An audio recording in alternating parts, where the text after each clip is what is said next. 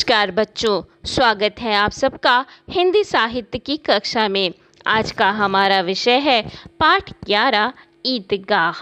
इसके लेखक हैं मुंशी प्रेमचंद।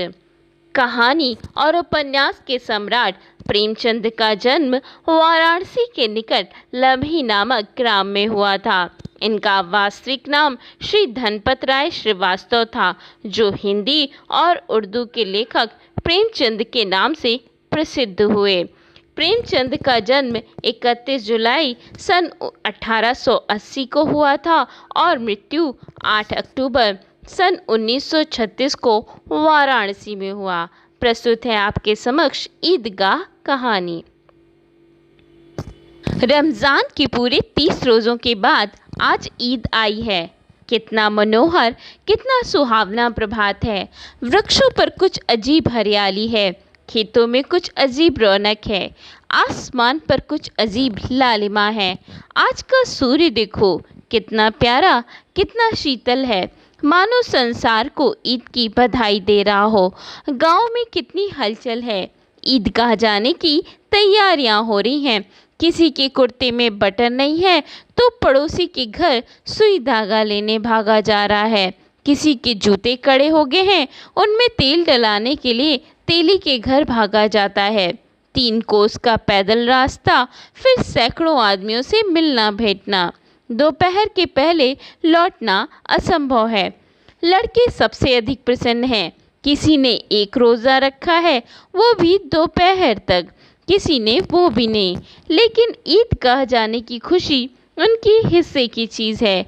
रोज़े बड़े बूढ़ों के लिए होंगे, इनके लिए तो रोज़ ही ईद है।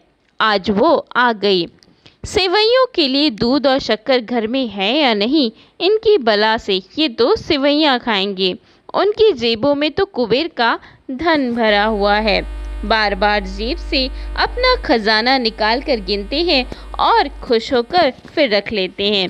महमूद गिनता है 1, 2, 10, 12। उसके पास 12 पैसे हैं। मोहसिन के पास 1, 2, 3, 8, 9, 15 पैसे हैं। इन्हीं अनगिनत पैसों में अनगिनत चीज़ें लाएंगे, खिलौने, मिठाइयाँ, बिगुल, गेंद और न जाने क्या क्या। और सबसे अधिक प्रसन्न है हामिद। वो 4-5 साल का गरीब सूरत दुबला पतला लड़का, जिसका पिता गत वर्ष हैजे की भेंट चढ़ गया और भी न जाने क्यों पीली होती उसकी माँ मर गई। किसी को पता न चला क्या बीमारी थी। अब हामिद अपनी बूढ़ी दादी अमीना की गोद में सोता है और उतना ही प्रसन्न है। उसके अब्बा जान रुपए कमाने गए हैं, बहुत सी थैलियाँ लेकर आएंगे।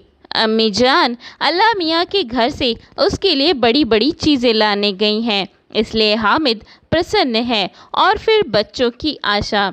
हामिद के पाँव में जूते नहीं हैं, सिर पर एक पुरानी टोपी है जिसका गोटा काला पड़ गया है, फिर भी वह प्रसन्न है। अभागिन अमीना अपनी कोठरी में बैठी रो रही है। गांव से मेला चला और बच्चों के साथ हामिद भी जा रहा था।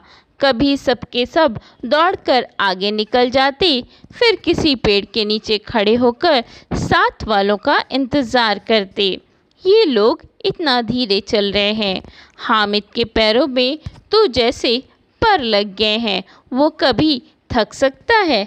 शहर का दामन आ गया। बूढ़ी अम्मा घर पर बैठी रास्ता तक रही थी। गांव के बच्चे अपने अपने पिता के साथ जा रहे थे, लेकिन हामिद के पिता अमीना के सिवा और कौन है। उसे अकेले कैसे मेले में जाने दे। उस भीड़भाड़ में बच्चा कहीं खो गया तो क्या होगा। सहसा ईदगाह नज़र आया। बड़ी बड़ी इमारतें आने लगी। ये अदालत है, ये कॉलेज है, ये क्लब घर है। सहसा ईदगाह नज़र आया। ऊपर इमली के घने वृक्षों की छाया। यहाँ कोई धन और पद नहीं देखता। इस्लाम की नज़र में सब बराबर हैं। लाखों सिर एक साथ सजदे में झुक जाते हैं, फिर सब के सब एक साथ खड़े हो जाते हैं। कितना अनुपम दृश्य है। जिसकी सामूहिक क्रियाएं, विस्तार और अंततः हृदय को श्रद्धा, गर्व और आत्मानंद से भर देती है। मानव भातृत्व का एक सूत्र इन समस्त आत्माओं को एक लड़ी में पिरोए हुए था। नमाज खत्म हो गई, लोग आपस में गले मिल रहे हैं, तब मिठाई और खिलौनों की दुकानों पर धावा होता है। ये देखो, हिंडोला है, 1 पैसा देकर चढ़ जाओ। कभी आसमान पर जाते हुए मालूम होगे, कभी ज़मीन पर गिरते हुए। ये चरखी है, लकड़ी के हाथी, घोड़े, ऊँट छड़ी से लटके हुए। 1 पैसा देकर बैठ जाओ और 25 चक्करों का मज़ा लो। महमूद और मोहसिन, नूरे और सम्मी इन घोड़ों और ऊँटों पर बैठते हैं। हामिद दूर खड़ा है, 3 पैसे ही तो हैं उसके पास। अपने कोष का 1/3 हिस्सा जरा सा चक्कर खाने के लिए नहीं दे सकता। सब चरखियों से उतरते हैं, अब खिलौने लेंगे। इधर दुकानों पर कतारें लगे हुए, तरह तरह के खिलौने हैं। सिपाही और गुजरिया, राजा और वकील, भिश्ती, धोबिन और साधु। वाह, कितने सुंदर खिलौने हैं। महमूद सिपाही लेता है, खाकी वर्दी और लाल पगड़ी, कंधे पर बंदूक रखे। मोहसिन को भिश्ती पसंद आया, कमर झुकी हुई, ऊपर मशक रखे हुए, कितना प्रसन्न है, बस मशक से पानी उड़ेलना ही चाहता है। नूरे को वकील से प्रेम है, काला चोगा, नीचे सफ़ेद अचकन और अचकन की जेब में खड़ी सुनहरी जंजीर के साथियों में कोई रेवड़ी खाता है तो कोई गुलाब जामुन और कोई सोहन हलवा बड़े मज़े से खा रहा है। हामिद उनकी बिरादरी से पृथक है, उसके पास सिर्फ 3 पैसे ही तो हैं। ललचाई आंखों से सबकी ओर देखता है। सहसा वो एक चिमटे की दुकान देखता है और उसके मन में विचार आता है कि क्यों ना वो चिमटा ले ले। खिलौने से क्या फ़ायदा, व्यर्थ में पैसे खराब होंगे और घर में एक काम की चीज़ हो जाएगी। दादी के अक्सर तवे से रोटियां उतारते वक्त हाथ जल जाते हैं। इस तरीके से घर में एक काम की चीज़ हो जाएगी और वो इसी तरीके से सोचता है और सोच करके चिमटा खरीदने का प्रयास करता है। हामिद के सभी साथी आगे बढ़ जाते हैं। सबके सब खूब हंसेंगे कि हामिद ने खरीदा भी तो क्या चिमटा, हंसे मेरी बला से। यह कहकर वो सब कितने लालची हैं, इतनी मिठाइयाँ ली हैं लेकिन मुझे किसी ने एक ना दी। खाए मिठाइयाँ खुद ही मुँह जलेगा और पेट भी खराब होगा। अम्मा चिमटा देखकर दौड़कर मेरे हाथ से ले लेंगी और कहेंगी कि मेरा बच्चा अम्मा के लिए चिमटा लाया है, कितना अच्छा लड़का है। मिठाइयों के बाद कुछ दुकानें लोहे की चीज़ों की हैं, कुछ गिलेट और कुछ नकली गहनों की। लड़कों के लिए यहाँ कोई आकर्षण नहीं था, वे सब आगे बढ़ जाते हैं, लेकिन हामिद लोहे की दुकान पर रुक जाता है। दुकानदार से पूछता है कि चिमटा कितने का है। वो कहता है 6 पैसे लगेंगे। हामिद का दिल बैठ गया, उसने कहा कि ठीक ठीक बताओ, 5 पैसे लगेंगे, लेना हो तो लो, नहीं तो चलते बनो। हामिद ने कलेजा मजबूत करके कहा 3 पैसे लोगे। यह कहता हुआ वो आगे बढ़ जाता है। दुकानदार की घुड़कियाँ ना सुनने को मिले, लेकिन दुकानदार ने घुड़कियाँ नहीं दी बल्कि बुला करके चिमटा दे दिया। हामिद ने उसे इस तरह कंधे पर रखा मानो बंदूक हो और शान से अकड़ता हुआ संगियों के पास आया। मोहसिन ने हंसकर कहा, यह चिमटा क्यों लाया है पगले, इसका क्या करेगा। हामिद ने चिमटे को ज़मीन पर पटक कर कहा, जरा अपनी भिश्ती ज़मीन पर गिरा दो, सारी पसलियाँ चूर चूर हो जाएंगी बच्चा की। महमूद बोला, तो यह चिमटा कोई खिलौना है। हामिद बोला, खिलौना क्यों नहीं, अपने कंधे पर रखो, बंदूक हो गई, हाथ में लिया फ़कीरों का चिमटा हो गया। चाहूँ तो मैं इससे मंजीरे का भी काम ले सकता हूँ। एक चिमटा जमा दूँ तो तुम लोगों के सारे खिलौनों की जान निकल जाए। तुम्हारे खिलौने ही जोर लगावें, वे मेरे चिमटे का बाल बांका भी नहीं कर सकते। मेरा बहादुर चिमटा प्रभावित होकर बोला, मेरी खंजरी से बदलोगे। 2 आने की है। हामिद ने खंजरी को उपेक्षा से देखा, कहा कि मेरा चिमटा चाहे तो तुम्हारी खंजरी का पेट फाड़ डाले। बस एक चमड़े की झिल्ली लगा दी और ढप ढप करके बोलने लगी। जरा सा पानी लग जाए तो बोलने लग जाए। मेरा बहादुर चिमटा आग में, तूफान में, पानी में बराबर डटा रहेगा। चिमटे ने सबका मन मोह लिया, लेकिन अब पैसे किसके पास धरे हैं। फिर मेले से दूर निकल आए हैं। धूप तेज हो रही है। बाप से जिद करे तो भी चिमटा नहीं मिल सकता।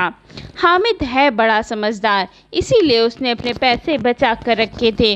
औरों ने 3-3, 4-4 पैसे खर्च किए पर कोई काम की चीज़ ना ले सके। पर हामिद ने 3 पैसे में रंग जमा लिया। सच ही तो है, खिलौनों का क्या भरोसा, टूट फूट जाएंगे, पर हामिद का चिमटा बरसों बना रहेगा। रास्ते में मोहसिन ने कहा, जरा अपना चिमटा दो, हम भी तो देखें। तुम हमारी भिष्टी लेकर देखो। महमूद और नूरे ने भी अपने अपने खिलौने पेश किए। हामिद को इन शर्तों को मानने में कोई आपत्ति नहीं थी। रास्ते में महमूद के पिता ने केले खाने को दिए। महमूद ने केवल हामिद को, अन्य मित्र मुंह ताकते रह गए। यह सब उसके चिमटे का प्रसाद था। 11 बजे गांव में हलचल मच गई। मेले वाले आ गए। बाकी सभी बच्चों के खिलौने मिट्टी के। छोटी बहन जैसे ही उसके पास आई और भिष्टी को हाथ में लेकर जोर से उछली कि मियाँ भिष्टी जमीन पर गिर गए और परलोक से धार गए। पूरे के वकील को दीवार में सजाने के लिए 2 कीले गाड़ी गई। उस पर लकड़ी का तख्त बिछाया गया और कालीन और सिंहासन के साथ बिठाया गया।